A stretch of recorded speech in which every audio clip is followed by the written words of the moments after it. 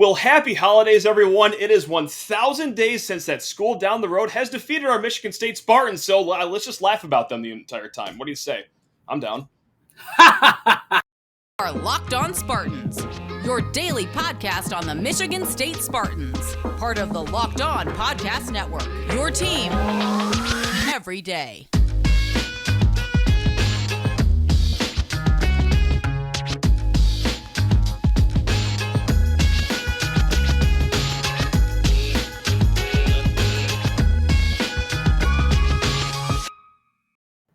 It's the greatest people in the world. Of course, I'm talking about the listeners and viewers of Locked On Spartans, but also this gentleman joining the show today. He's a friend of the program. He's Maddie May. He has nothing to plug, nothing to shill for. He's just here out of the kindness of his heart and to celebrate two big days. But before we get to either of those, hey, today's episode is brought to you by BetOnline.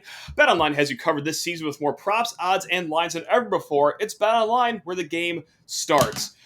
Maddie May, as we are here on this blessed Friday, we are 3 weeks away from kickoff to watch our Michigan State Spartans hopefully defeat the Western Michigan Broncos, but more fun. And this was pointed out by some great listeners on Twitter, some great listeners in the email inbox, lockedonspartans@gmail.com. 1,000 days since Jim Harbaugh and the boys in blue and yellow have defeated Michigan State. I was going to say since they've defeated Mel Tucker, but they've never defeated Mel Tucker. So I guess that's just an infinite streak going on right there. Happy holiday to you and yours, Matt. How are you doing on this fine Friday?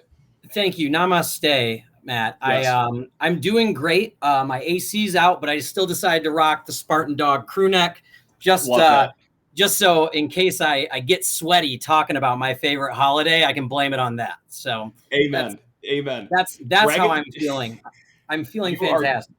Dragging yourself into the deep water. You are getting ready for football season. Like I just, wow, that is remarkable. I'm ready to be drenched. So I couldn't be happier. And what a great stat. What a very, very interesting. A joyous stat. day. A joyous day. And how many, real quick before, sorry not to interrupt, but I wanted to know how many games did MSU duck out of to achieve this 1,000-day streak? It was, let's see, at least one. No, wait, no, I'm sorry. That was the other school. That's right. 0. Was it 0? If I'm not mistaken. This is interesting. Thank you for filling that part in. I just wanted to check. To see. Just worth the dialogue, Okay. Just using a pandemic, as an advantage to yourself seems a little odd, but hey. Different strokes for different folks. We will just be going over our favorite parts of the last 1,000 days. Yes, that encapsulates 2 wins, but 2 extraordinary wins. One of them was 21.5-point road underdogs to the Big House, defeating the golden arm of Joe Milton in the Big House. And then the following year, quite literally the biggest matchup of all time in this rivalry. The first time that both teams were in the top 10, undefeated, yada, yada, yada. It was the biggest stage of them all, and I don't know what happened. I smashed my TV with a brick when Michigan State was down 16 points with 20 minutes to go, because that is not a lead that any team worth its salt should blow. So why don't you fill me in there, Matt? What happened the rest of that game since I was unable to watch? Well, Sheehan, the refs helped us the whole way. It was that's true. Okay, probably one of the craziest officiating that I've ever seen. Sure. In the second half. There was an issue with Peyton Thorne's shin, in that I've been told a million times that it wasn't down. And because of that, because there was a fumbled touchdown that was turned back, that affected the entire game. No other reasons. There was no other reasons why Michigan could not hold on to that 16-point lead. The crowd was besides themselves. Everyone was weeping, including Michigan State fans. It was terrible. And then the Big Ten issued a press conference, probably the highest rated press conference over anything the White House has done in the last 10 years, saying that it was 100% their fault. We have to strike that from the record. So although the 1,000-day mark can be observed a little bit, officially it doesn't exist. So, and that's the unfortunate part, right? Is that that didn't count.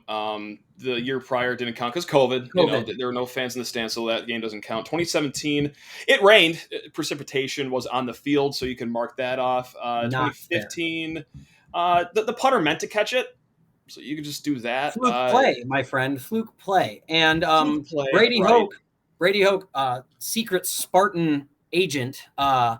Yep, those he are gone. basically caused the downfall of the Michigan program, so that doesn't count either. That's true.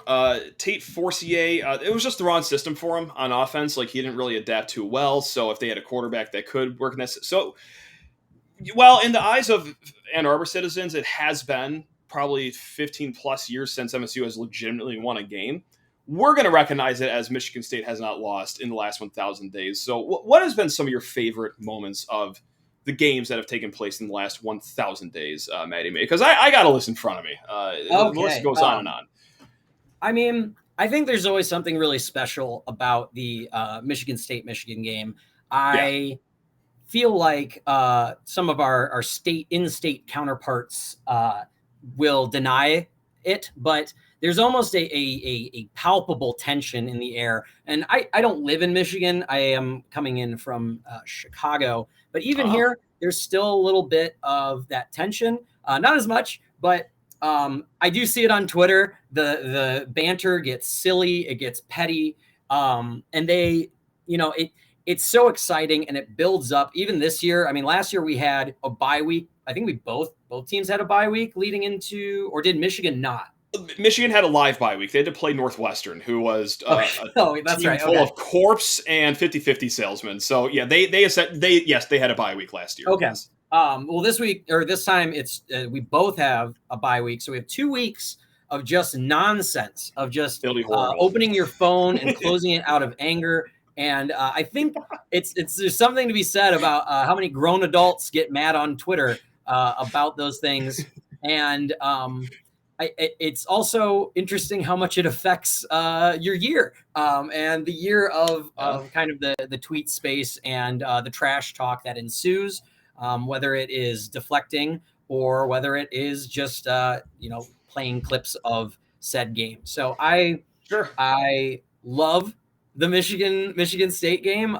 It counts down, and if you don't love it on either side, I don't think you're a real fan. Wow. And it is spoken by Maddie. I got to just go to the whole pregame thing. And this is one of my favorite parts of last year's game is the build up to how they were going to raid the woodshed, take over Spartan Stadium. Oh, Spartan fans are selling their tickets. It's going to be all yellow in the stands. And then noon on Fox, they do the blimp overhead shot. And I swear to God, I thought they were replaying the Northern Colorado game from a few years ago because you could see barely any of the opposing color in the stands. I was right by someone in bright yellow, but they were dressed as the surrender Cobra guy with inflatable arms. So he was actually a state. Very nice. That's a nice touch. He was yellow. So he did raid, kind of. He costume raided, faux raided. So that was, and listen, if you were one of the 70 Michigan fans that were in the stands for that game, good on you. That's awesome. That's a great financial decision to spend $300-$400 on tickets to watch your team choke away a game like that. So there you go. That's good passion right there. But also too, my favorite part of these games is how much the Khaki Lord has really kind of shot Michigan in the foot. I think they're both equally Michigan State, did what they had to do to win these games. As much as it is, let me just take the AK-47, point it directly at my foot, and lean heavily on this trigger because, look, Harbaugh's had some great classics. 2020, I should say, the COVID year. Michigan's down a touchdown. End of the second half, they get down within the 10-yard line. And, all right, Joe Milton, this Greek god that we've been hearing about all offseason, killed Minnesota the first week. Let's take him out of the game and just have a running back take snaps and back-to-back plays and, almost throw an interception to Antoine Simmons in the end zone, just settling for a field goal instead. Or was that a wildcat play that Antoine Simmons won? Yes, okay. Sure was. Yep, actually, the glove that he tipped that pass with, right over my shoulder if I could point in the right direction. So that's right on. Like that little piece of memorabilia. Yeah, so anyway, also at the end of that same game, Michigan down 10. MSU just scored a fantastic touchdown on a screen pass to Connor Hayward. 5 minutes left. The same urgency that you would see in an offense to start the second quarter. Let's just go between the hashes. No timeout. They burnt up 4 minutes of game time at the end of that game. So thank you, Harbaugh, having the boys playing with some urgency. And then last year, I can't think of anything better than Did JJ just fumble last? Yeah, screw it. Let's just send him back out there. Surely we'll recover the fumble again, and Michigan State will jump on the ball. Yeah, that's going great. So those are my favorite parts. It's just I'm 100% with you on that. I think if you can't point to 2020 of some real head scratching moves on their part, you can point to 2017. I really think that's a real damning piece of evidence on that. Is that 2017 we all knew this storm was coming into everyone. Into Ann Arbor. And I'm not referring to the boys in green and white as a storm. Right. I'm referring to like a all purple cloud on the weather app moving right at them, saying, and you have to be able to estimate that time, or you have to be able to change your game plan around it. And I think that's something that still baffles me to this day, is that the rain gets blamed as an excuse, where yes, the rain affects the game. Absolutely. But part of being a good team is being prepared for everything, having a preparation and a backup plan. If plan A isn't working, do you just curl up and die? Which apparently we saw Jim Harbaugh do in 2017. And then we get to 2020 and it's still the QB carousel. It's still a question. They are going into this season not knowing who QB1 is, and Cade McNamara won them a Big Ten championship. He got them to the playoff. And great season. You have a fan base that is half and half, which you're basically looking at. Just one side will hate Cade for every mistake, because all quarterbacks make mistakes. But imagine if you wanted Peyton Thorne out of the first QB1 spot, and he makes the normal mistakes that every quarterback does, or he reads something wrong. That's going to just further ingrain you on that camp. That's happening on both ends, is that anytime JJ makes a mistake, Team Cade is like, no.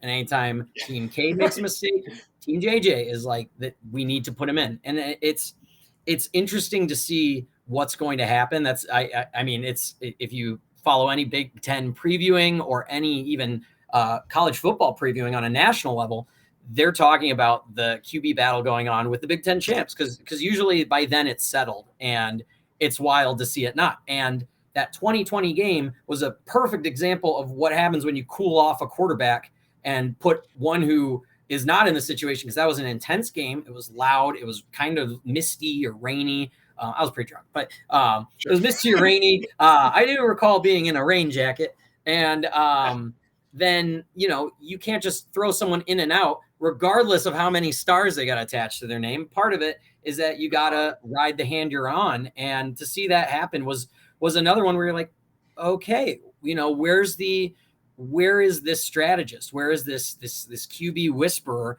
that we're finally getting in year 7?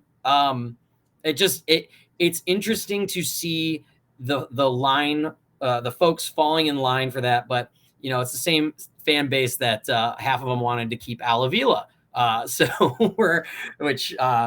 Breaking news, if no one knows. Yeah. But, at the time of recording, sayonara Al Avila, you should be in prison. I'm sorry, this isn't Locked on Tigers. This is Locked on Spartans. All right, I'm the ball man. All right, Maddie, the best part of having you on is not only are you a great co-host, but you are a co-producer as well. You got a slew of questions about the Michigan State-Michigan rivalry. It's still the offseason. We still have bragging rights. So, yeah, why not have a fun little Friday episode just talking about this rivalry? But unfortunately, before we get to that, I just got to say goodbye to you, because I haven't talked to the fine folks about BetOnline. That's right, gang. We have college football futures. We have NFL futures. Are you into NBA? Well, yeah, it's a long time until last season starts, but they got the futures for the NBA season as well, because they got you covered top to bottom. And it ain't just futures too. They make it fun during the current MLB season, the current golf season, esports as well. Yeah, BetOnline has you covered everywhere, because they are the #1 online source for your odds, lines, and games. BetOnline.net is the fastest and easiest way to check in on all of your betting needs. Find reviews and news of every league, including Major League Baseball, NFL, NBA, NHL, combat sports, esports, and, just like I said, even golf.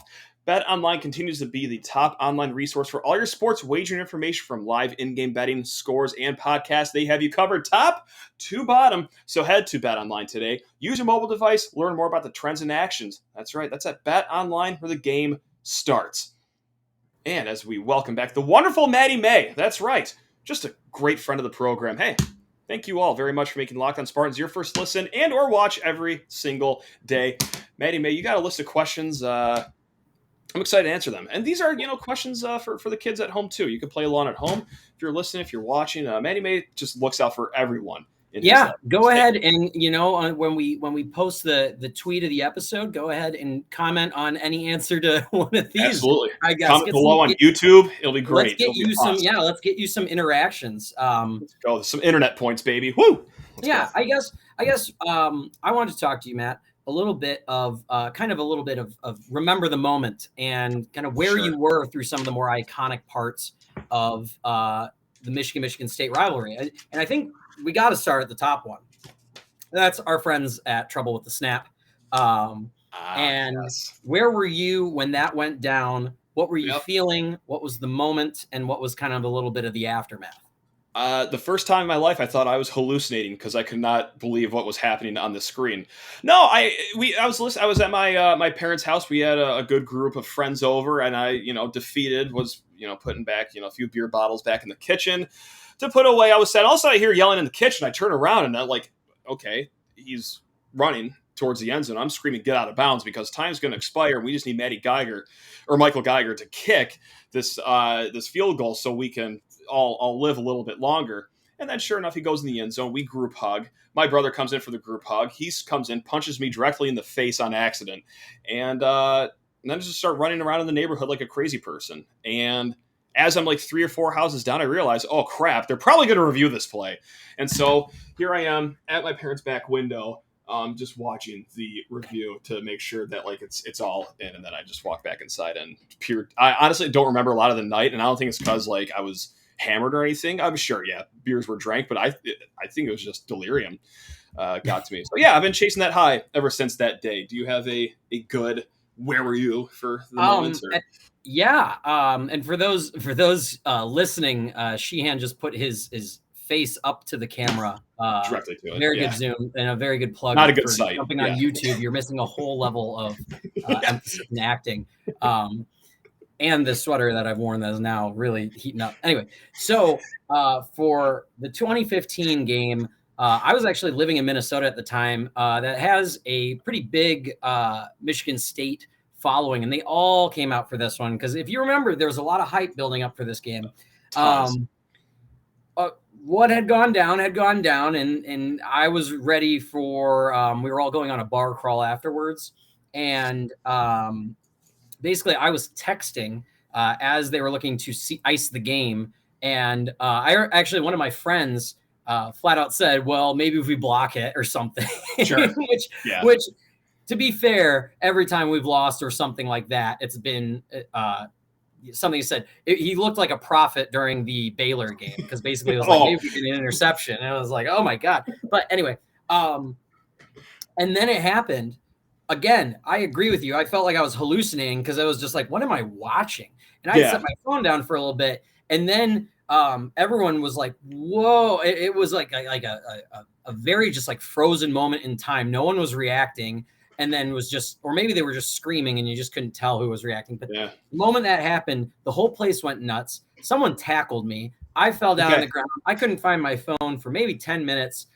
Went to the balcony area of the bar, had bought a bucket of Coronas and was proceeding to spray the crowd as much as I could, which no one seemed to have a problem with, and then proceeded to go to the bar crawl and have choice words with a couple of the Michigan fans that were on the crawl. They were not thrilled. But just letting them know what happened in case they missed it. You're doing your due diligence. I tried not to bring it up for a while, but you sip on that woohoo a little bit, and then all of a sudden you're bringing it up every 10 seconds, and then you get stuck on repeat, and then you lose some friends, and that's just life. So be it. That is the game of life, isn't it? Yeah. Mm-hmm. The best part too was like the week after was a home game, and just like exchanging the where were you stories with everyone at the tailgate. Like everyone's always friendly in East Lansing, obviously, but that was truly like a 80,000 person family reunion, and also 7 years after the fact, still a lot of fun to talk about the where were you then stories. So sure. No one has a bad one yet. No one has That's a bad true. one either for that and story, I excuse my dog in the background, the Spartan dog. But hey now. When you're talking MSU football, the dogs start barking. Dogs start barking, baby. That's right.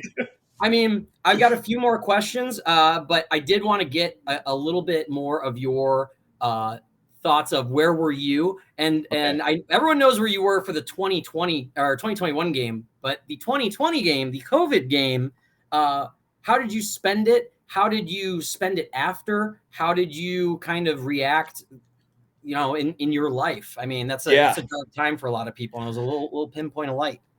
Sure. No, and sadly, it's not going to be this great story that I just raged the entire night, because my son was 10 days old, and so it was quite the interesting balancing act of like being a present father and a present husband for my wife, who's also a new mom as well. And so I'm watching the game, and I walked into it. I can't lie. I'm sorry. 21.5-point underdogs. They just lost to Rutgers. Michigan looked great in week 1.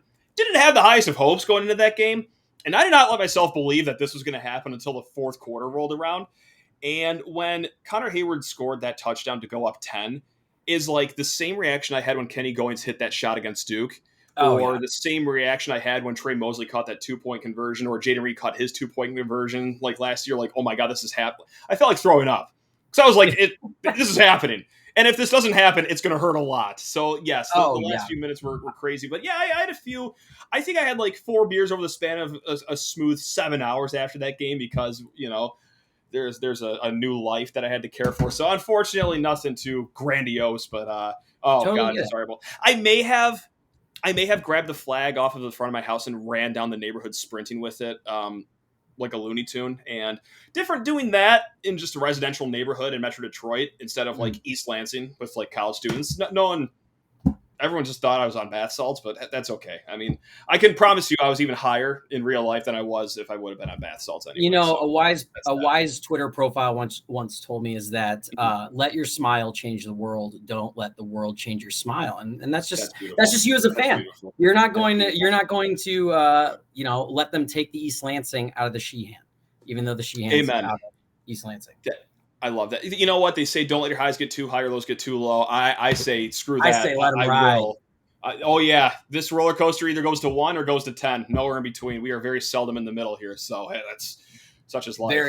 Very, very cool. Well, nice. So now getting a little more to the future planning of the game, because I'm sure a lot of people love going down memory lane, but we're about facing forward and to keep chopping. But I wanted to talk about how you handle going into a Michigan game. What's that week look like for you? And how do you plan around whether you're going to the game, whether you're not going to the game? What's your superstitions? Yeah. Tell me about that experience. If it's in, listen, I'll never go to the game if it's in Ann Arbor. Like, I was already invited this year to go, and I'm like, I'm not going. I'm not. I'm sorry. I do have principles. I will not go. But no, the week is horrible. Actually, it's the most unhealthy week leading up to it. The meals get smaller and smaller as the days get closer and closer to kickoff. And like last year, especially with everything that was at stake, like if it's a game where Michigan State could win, and if they do win, there's some serious consequences for both teams as to like what happens. Yeah. Unhealthy day. I don't think I ate it all until like maybe the third quarter when my father-in-law brought in a nice hot and ready pizza for us. Thank you, Gary, for that one. But no, my body temperature feels like it's 108 degrees during the day. I will have some beer, and I swear it doesn't even affect me because I'm just so on a different planet. I don't know if it's adrenaline. I don't know what it is, but yeah, or just maybe just mental illness, perhaps. That's probably it, actually. But yeah, regardless. The case.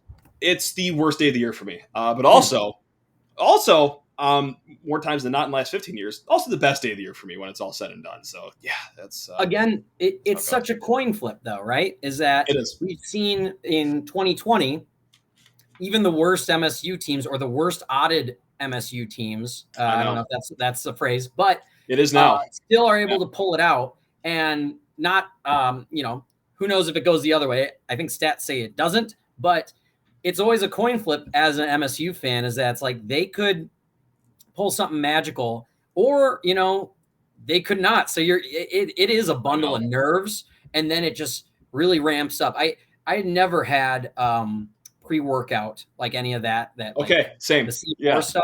I tried it recently, and I realized that's the feeling I have during the Michigan State game week. That's horrible. If you have 2 scoops, that's what it feels like during the game. I guess my next question for you would That's be, awful. how, if you're hosting a, say a watch party in your basement, you got the big Sure. TV. How do you do it? What's your ideal look at Mhm. that? And are Michigan fans there? Are civilians No. there? Like only I keep it small. I try to Okay. keep it tight. It's either I'm going to go to my parents' house, we're just going to watch it, small family gathering, or like I'm going to have my brother and maybe one friend over or two friends. It's a tight gathering. I respect people that go to like bars for the big game or whatever like that. It can never be me. Like I don't think I could ever go to a bar when it's Michigan versus Michigan State, Yeah. unless caveat there. I'm contradicting myself. St. Patty's Day is the only thing, back then, 2019 Big Ten tournament championship game, may I add. So Oh, yeah, yeah. but I other than remember. that, no, I got ideally a room with padded walls, but since I don't have any access to any of those, no, I keep it small, I keep it tight, and just suffer with a small group, enough So no people to fit in civilians. an elevator. I get having no Michigan fans there. I would be a puddle. Negative on civilians, yeah, Yeah. Okay. yeah, See, that was similar to me. Is that 2017? There were two kind of tailgate parties in Chicago, and one was like my yeah. friends and people who weren't on Twitter, and Yeah, and sure. the other one was three dudes gathered around on folding chairs, facing a TV, My and people. the other one had snacks, had 45 people at it, great time. Couple civilians there, couple Michigan fans there, and I was like, yeah, I want to go. I want to go to the three dudes in the folding chairs and just yell at the TV for as long as I can and just only talk about the game. And that's part of the fun of that. It's that knot. Yeah. It's adrenaline at that point, and it's great. So One other time, I'm sorry. One other time that I did go to a bar for a game is it was my wife's holiday party. Why the holiday party was in October, I have no idea. Great company, everything like that. But it's at Punch Bowl Social, RIP, in Detroit.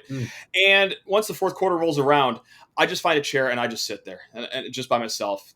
Sam, go talk with your coworkers. It's great. Everyone's having a great time. I'm contrary to popular belief, even though I look like I'm dying in a chair by myself, I'm having a great time. 7 minutes to go in the game, fourth quarter. This lady sits down next to me and she starts talking. I'm like, oh my God. Now, this is the worst 20 minutes of my entire year. And now you're going to start talking to me. I'm like, oh, hey, so like, what's your job here? She's like, oh, I'm the COO. Like, oh my God. I got to like entertain you now and like talk to you like a civilized turn it human being on. right You always now. got to Like, be ready. I had to turn it on completely. I had to act like I was doing fine internally and like, oh yeah, I'm a fan of Michigan State. Like, no, does my entire life depend on the outcome here in the next 7 minutes? Of course not. Come on. So like 2017 was another like where were you then?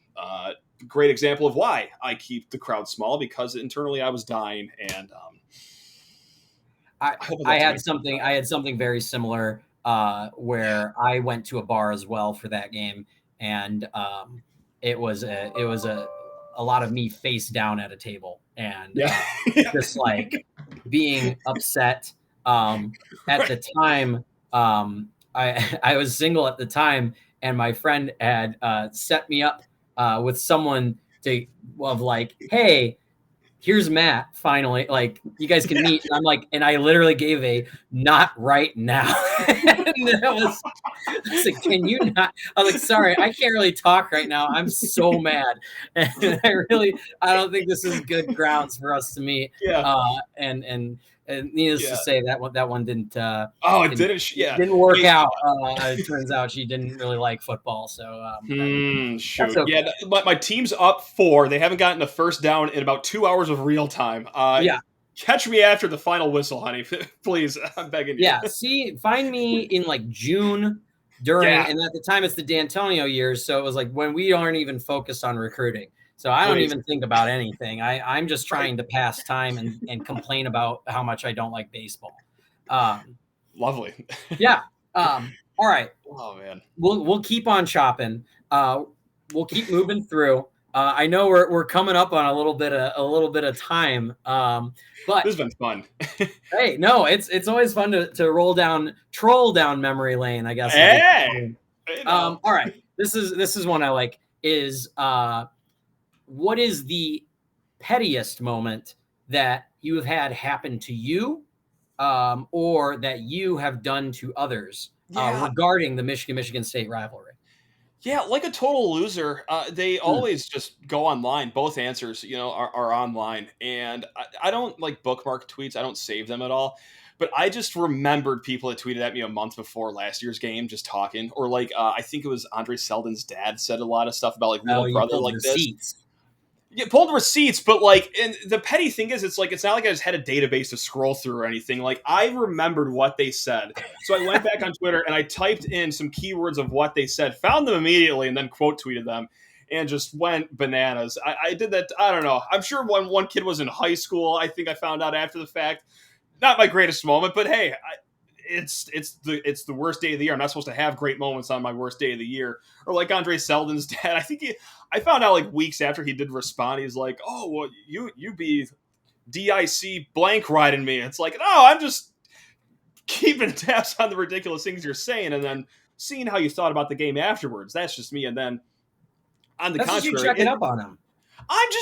I just care about people. I just want to see how he's doing and if he caught the game and what his thoughts were on it. So, no, it's just stupid stuff like that. And then pettiest thing is, yeah, it's bounced right back at me. It's the Twitter thing, but it's not like, oh, after they beat us in basketball, like, that's fine. That's not petty. That's just doing what you got to do. But no, it's after they beat Ohio State, the handful of people in my mentions, like, this is how much Michigan State has hurt you, that you thought about idiots on Twitter that represent Michigan State fans like me after the.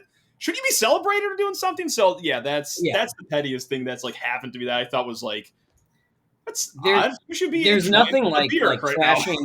There's nothing like trashing a coach and a team who was picked to finish last and finish third, and really rubbing that in their face. I can go on for days about that. Like the whole, the third place Sparty, like that was an incredible season. You're right. We got third place. Like our over under was 4.5 games, 5.5 games. Last year we just won 2 games with a MAC level roster. And now we got 11 games, Peach Bowl. We got a guy who should have probably been invited to Europe for the Heisman, but nevertheless a finalist for a ton of awards. Like, so you're right. Third place, but don't forget everything else. And how's Paul Bunyan doing over in East Lansing, Michigan? Probably pretty good. Like there's a difference between third place with a guy that has been getting boatloads of incredible recruits, getting paid like the Messiah, getting talked up on every network like he's the next big thing, and never doing anything. And then third place when your guy is building a program essentially from the ground up and doing it in record time. So yeah, third place. I'm not too offended by that thing. You told me we get third place. Right. I always love the comments of like Michigan State can't hang with, and this brings me to another one of my questions, bad Michigan talking points. But sure. Is I've been seeing a lot of Michigan can't hang with Penn State, Michigan, or Ohio State, and it's like, well, we beat 2 of those teams, just 2 of them, Yeah, I'm pretty sure they're hanging. They're like, and that's it. Yeah. If you just look at those 4 teams, they're in like second place on that, like maybe tied for second. Yeah, or just rode against Miami while Miami still had something to play for and weren't completely morally destroyed. But again, it's still had their first string quarterback, all that fun stuff. Yeah, it rained a little bit in the fourth quarter, like for about 90 seconds at the end of the game. So the game's null and void. Yeah, you know how it goes. Yeah, of course. That's fair. My pettiest thing I've ever done was actually in IRL, which maybe I feel a little bad about. It was back when I was just a wee lad, a student, just a nary student at Michigan State University, and at the tailgate I had a group of a family of Michigan fans, all in their gear, ask for directions to the International Center, and I 100% pointed them to the Brody Complex from Wilson. And I hope that they forgive me. In the same vein, I hope that they had an awesome time watching the game in 2021 and all the years after that. That was probably the pettiest thing I did, which sorry. But that's fun. That's fun though. Because that's petty. Cool. It's fun. I don't think you destroyed their lives unless they got like leveled by a catbus or something like that. But all I stole was their time, which is the most valuable resource they have. So you can't get that back. Yeah. Yeah, there's doing fun stuff like that in person, or there's just just being a loser online, just throwing internet fingers at one another. It's but hey, to each his own. I'm not going to change. I'm not going to change anytime soon. Actually. No, I will die petty. It's sad. Oh yeah, 100%. Yeah. I know. Again, we're still way over time, but I wanted to ask one more if you want to keep going. All right, take us home, Eddie. Take us home. Mean, I could keep going. There's a giant list. I sent you the list. We should save some for the bye week when it rolls around. We should. Absolutely, I've got plenty. Yep. So the last one I think is a good conclusion is, what's the worst meltdown you've seen by a Michigan fan post loss? You don't have to name names. You can. I would just like to know. It's the like the deactivated accounts, or like the MGO blog locks their message boards or something like that. Like that's like when that's the same feeling I think I would have like when the government ever goes in like DEFCON 1 or DEFCON 2. Like, oh man, belief is really serious right now, and things are going nuclear over the window at that point of the country. So it's stuff like that in person. I'm really trying to think of a good meltdown, but I really have nothing. It's just, heads hanging on your way back to the car. Like no one's had any meltdowns, but of course it's the infamous video from 2015 after Jalen Moss Jackson returns the punt. It's just the grown man in the big house, just crying. Just asking why to a God that for him may not exist anymore. But that might be it. It's just that infamous video that I've seen, at least. Yeah, I know exactly what you're talking about. I have seen one in person, and I was at the game in last year in Spartan Stadium. Didn't see that many. Everyone just kind of dipped, or by then they had pivoted to basketball season by the time I saw them in the Riv. Very quickly, and I wish them the best on how that turned out. But obviously, they were probably recovered their football season a little better, so they felt better after that. But regardless, worst one I saw was actually in the 2014 game. I was in East Lansing, did not get a ticket, but was in East Lansing for the game at Beggar's Banquet because it was the only bar that was not full to the brim with a line. No one steal that idea because that's my go-to if it's jammed in East Lansing. And there was barely any seats, and one man showed up, full-grown man in a University of Michigan Block M unitard.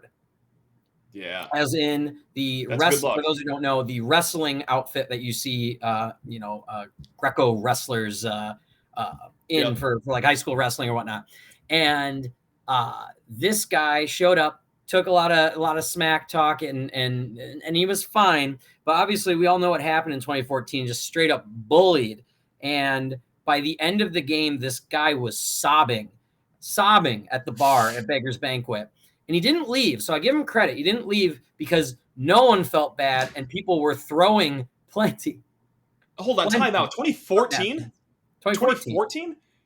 They were supposed to lose that game. Hold on, this guy was that heartbroken over that game? He was that hardcore.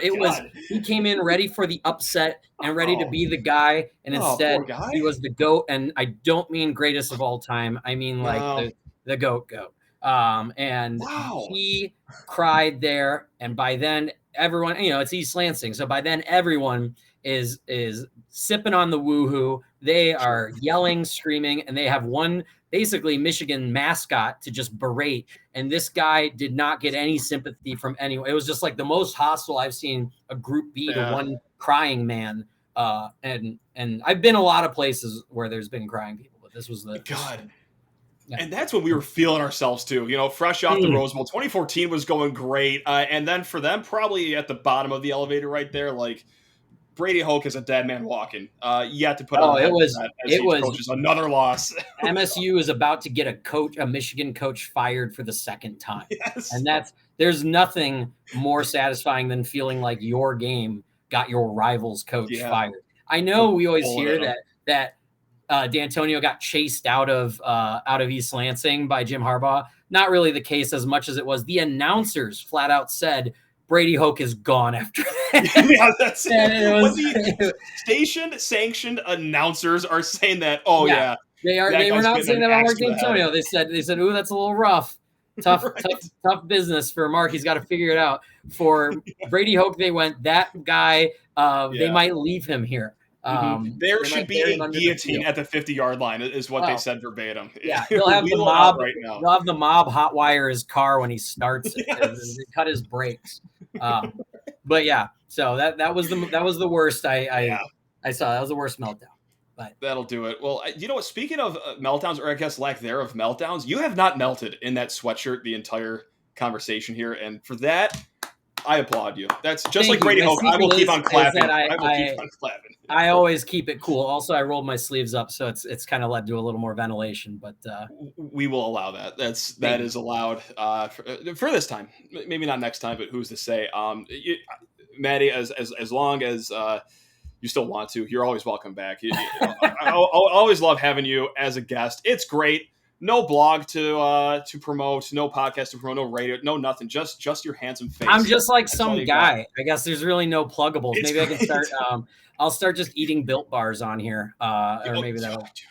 You would not regret it. I love Built Bar. I know. I eat them. I eat them for fun, and that's the only payment I need. Company man right there. It doesn't even work for Locked On, but he's a company man. He's the best. He's Maddie May, and today is 1,000 days since Michigan has beaten Michigan State in football. What a fun conversation in the offseason as we roar closer and closer to game day. We will be back Monday with Stephen Brooks, full offensive breakdown, just like how we did the defense with Nick Baumgartner last week. So Stephen Brooks breaking down the offense Monday. Until then, have a great weekend, everyone. Enjoy 1,000 days, 1,001 days, 1,002 days, and beyond. Love you all. Go green. Let's go. Go white. Let's go.